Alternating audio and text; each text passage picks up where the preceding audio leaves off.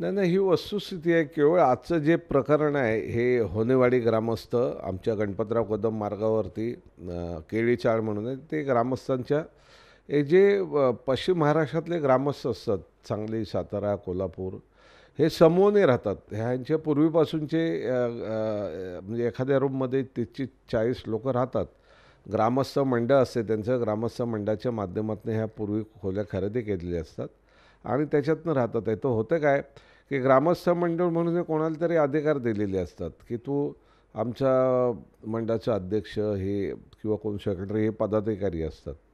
आणि मग काही लोकं गावाला असतात, काही मुंबईत असतात. मग अलीकडच्या काळामध्ये काय झालं आहे, जसं आता बीडीच्या रिडेव्हलपमेंटमध्ये बीडीचा जवळजवळ आज नाही म्हटलं तरी 100 ते 150 ग्रामस्थ मंडळ आहेत.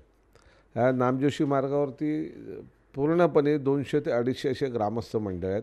आणि जिथे रिडेव्हलपमेंट सुरू झालेली आहे तिथे हे वाद जास्त होतात. कारण ज्याच्यावरती विश्वासाने ग्रामस्थ मंडळांनी जबाबदारी सोपवलेली असते त्याचा स्वार्थ जागा होतो आणि मग तो त्या ठिकाणी ज्यावेळेला रिडेव्हलपमेंटचा सर्वे सुरू होतो त्यावेळेला स्वतःचं नाव पुढे करतो. हे ग्रामस्थांना माहीत नसते आणि ती रूम स्वतःच्या नावावर करण्याचा प्रयत्न करतो किंवा ॲज अ पदाधिकारी म्हणून त्याला दिलेल्या अधिकाराचा दुरुपयोग करतो आणि तो स्वतःचे कागदपत्र तयार करतो आणि इतरांना हुसकावून लावतो. असे प्रकार आता गेल्या 2-2.5 वर्षात खूप झालेले आहेत इथे.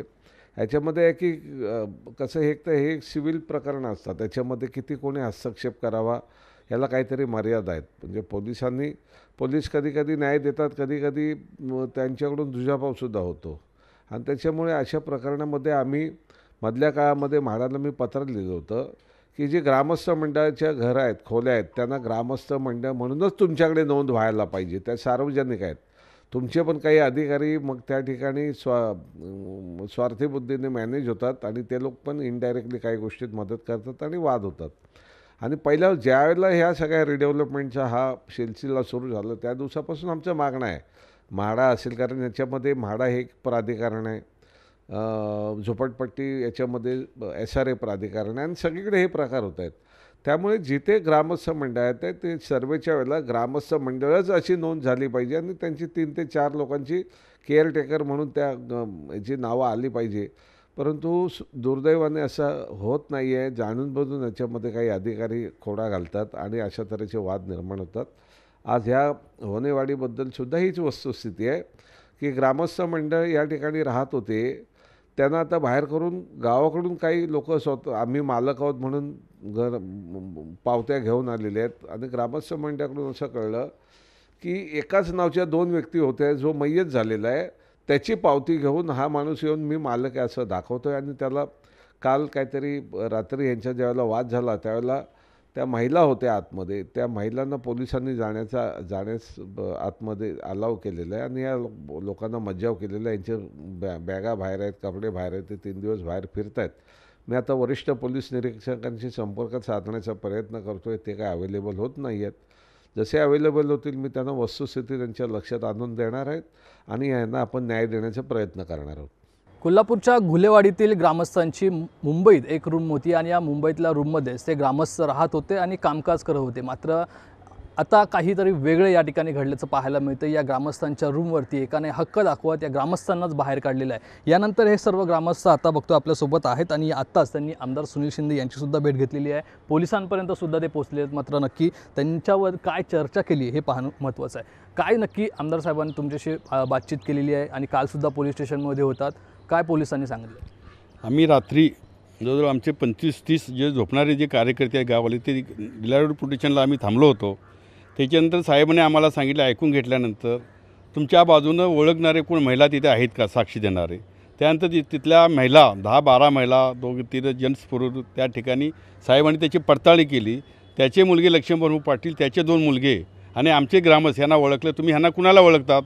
त्यावेळेला महिलांनी सांगितलं घुलेवाडी ग्रामस्थ मंडळाचे जे लोक आहेत यांना आम्ही ओळखतो आणि जे खोलीत आत घुसलेत हे 2-4 दिवसापूर्वी आलेले आहेत, हे खोटं बोलतात. अशा प्रकारची लेखी साक्ष त्या ठिकाणी नामजोशी पोलीस स्टेशनला त्या महिलांनी दिलेले आहेत, तिथल्या कार्यकर्त्यांनी दिलेले आहेत.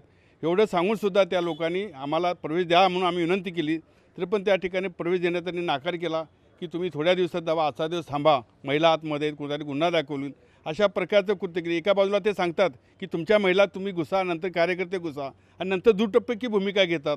कालपासून आम्ही दाखल केल्यानंतर 30 तारखेला गुन्हा दाखल केला आहे. त्या गुन्ह्याचा कोणत्याही प्रकारचा पोलीस स्टेशननी सन्मान्य वरिष्ठ लोकांनी त्यांनी तपास केला नाही आणि आमच्या जे 46 जे कार्यकर्ते आहेत त्यांच्या बॅगा त्यांच्या वळकटी सगळ्या आज संडासच्या कचऱ्यात 3 दिवस झाले भिजत आहेत, तरी प्रशासनानं पोलीस स्टेशन त्याची दखल घेतली नाही.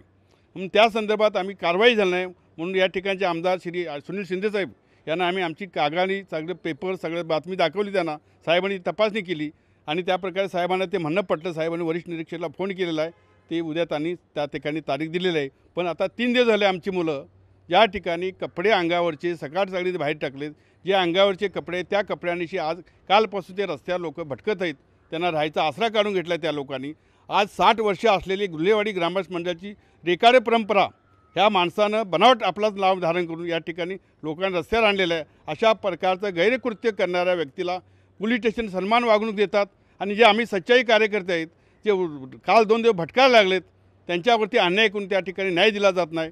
आम्ही विनंती केली कालपल पोलीस स्टेशनला रात्री 4-4:30 वाजले आणि आम्ही सन्मान्य शिंदेसाहेबांच्या या ठिकाणी आजची जी आमची बातमी आहे त्या ठिकाणी साहेबांना आम्ही वरिष्ठांना पटवून सांगितलेलं आहे.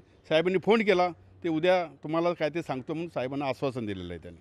नक्कीच तुम्ही सुद्धा त्या एरियामध्ये राहतात, एकूणच त्यांच्या शेजारीत तुमचं घर असल्याचं म्हटलं जातं. नक्की काय घटना घडली?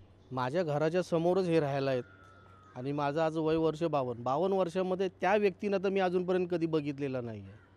आणि हे जे ग्रामस्थवाले आहेत हे एवढी वर्ष राहत आहेत हे आम्ही पण स्वतः प्रॉपर बघितलेले आहेत. काल सकाळी 8 वाजता 2 बायका येऊन यांचं पूर्ण सामान बाहेर दारामध्ये फेकलेलं आहे, संडासाजवळ फेकलेलं आहे. त्या माणसांचे डॉक्युमेंट्स आहेत, सगळी चांगली शिकलेली माणसं आहेत, ती प्रत्येकजण कामधंद्याला आहेत. हे चुकीचं आहे ना. ह्यांना अधिकार दिला कोणी घरातून बाहेर सामान काढायचा? बायकांना धरून जर तुम्ही काम करत असाल तर चुकीचं आहे ना. आज आमच्या चाळीतले रहिवासी महिला मंडळ रात्री 3 वाजेपर्यंत पोलीस स्टेशनला होते. त्यांचे जबाब लिहून घेतलेले आहेत त्यांनी वरिष्ठांनी. दबाव आहे का कुणाचा पोलिसांवर? आता ते आम्ही काय बोलू शकत नाही ना. वरच्यावरून जर फोन येत असेल तर आम्ही काय सांगू शकत नाही ना. पाठवून जर त्यांना कॉल आला असेल किंवा काय आला असेल, पण आमच्यासमोर तर त्यांनी व्यवस्थित आमचा जबाब घेतला, महिलांचा जबाब घेतला. आम्हाला बोलले की आम्ही तुम्हाला न्याय देतो, पण ते आता कधी देणार? आज 3 दिवस बिचारे रस्त्यावरती झोपत आहेत. पावसाचं पाणी सगळं त्यांच्या बॅगा भरलेल्या आहेत, त्यांचे डॉक्युमेंट्स आहेत आतमध्ये. त्या बॅगांमध्ये काय पैसे असतील, दागिने असतील, काय असेल, उद्या जर काय गायब झाले तर काय करणार? आमच्या लेडीज महिला चाळीतल्या रहिवासी रात्रभर जागे राहून ते त्यांच्या सामानाची रखवाली करत होते. आम्ही स्वतः प्रॉपर. ह्यांना न्याय देणार कोण? शिंदेसाहेब आमचे बोलले आहेत की आम्ही करतोय म्हणून त्यांचं चाललेलं आहे बोलणं व्यवस्थित, सिनियरशी बोलणं झालेलं आहे आणि ते न्याय दिल्याशिवाय राहणार नाहीत. मला एवढी त्यांची खात्री आहे, श्वासती आहे. गुल्हेवाडीतील हे ग्रामस्थ आहेत आणि चुकीची माहिती देऊन त्यांनी घरावर ताबा घेतलेला आहे आणि या सर्व ग्रामस्थांना बाहेर काढलेलं. मात्र आता पोलीस प्रशासन यामध्ये नक्की काय मदत या ग्रामस्थांना करतं हे पाहणं महत्त्वाचं आहे. कॅमेरा पर्सन विनोद नाईकसह स्वप्नील जाधव, लोकशाही मराठी, मुंबई. लोकशाही मराठी ऐका, पहा, जागरूक रहा.